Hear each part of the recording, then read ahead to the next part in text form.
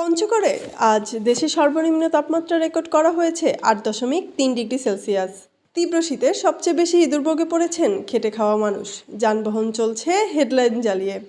বীজতলাসহ ক্ষতিগ্রস্ত হচ্ছে মৌসুমি ফসল ও গবাদি পশু।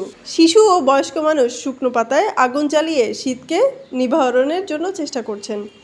তেঁতুলিয়া আবহাওয়া পর্যবেক্ষণ কেন্দ্রের তথ্য অনুযায়ী আজ শনিবার ভোর 6টায় জেলায় চলতি শীত মৌসুমের সর্বনিম্ন তাপমাত্রা রেকর্ড করা হয়েছে 8.3 ডিগ্রি সেলসিয়াস। এ সময় বাতাসের আর্দ্রতা ছিল 100% এবং বাতাসের গতিতে ছিল ঘন্টায় 10 থেকে 12 কিলোমিটার।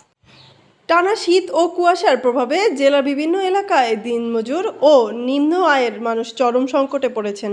কনকনে শীতের কারণে অনেকেই ভোরে কাজে বের হতে পারছেন না।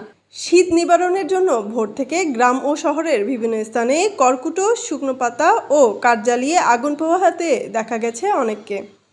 তেঁতুলিয়া আবহাওয়া পর্যবেক্ষণ কেন্দ্রের ভারপ্রাপ্ত কর্মকর্তা জিতেন্দ্রনাথ রায় বলেন, গত কয়েকদিন ধরে তেঁতুলিয়ায় তাপমাত্রা ওঠানামা করছে। নুসরাত জেরিন, ডেস্ক রিপোর্ট, বিপ্লবী বার্তা।